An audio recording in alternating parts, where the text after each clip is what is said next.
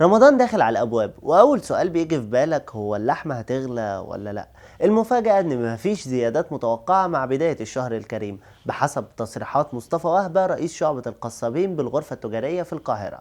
أسعار اللحوم مستقرة حاليا ومفيش موجة ارتفاع جديدة في أول أيام طبعا رمضان. مصطفى قال إن اللحوم البلدي بتتراوح ما بين 400 ل 450 جنيه للكيلو، أما اللحوم الكولومبي من 350 ل 400 جنيه، والجاموسي الذكر ما بين 350 ل 400 جنيه. أما الجاموسي الكبير المستخدم في الفرم من 300 ل 350 جنيه للكيلو الواحد، واللحوم السوداني بحوالي 310 جنيه للكيلو، والمجمدة من 250 جنيه ل 300 جنيه للكيلو الواحد. والأسعار دي حسب الشعبة دلوقتي مستقرة بسبب توازن العرض والطلب وتوافر الكميات في السوق. كمان أكد إن السوق دخل فعليا في أجواء رمضان من حيث حركة الشراء، وفترة التخزين خلصت والكميات المتاحة مكفية احتياجات الناس، ومفيش ضغوط تدفع الأسعار للزيادة المفاجئة. يعني لو بتجهز عزومة أول أيام رمضان الأرقام لحد دلوقتي مطمئنة. السؤال بقى، شايف الأسعار دي مناسبة ولا محتاجة نزول أكتر؟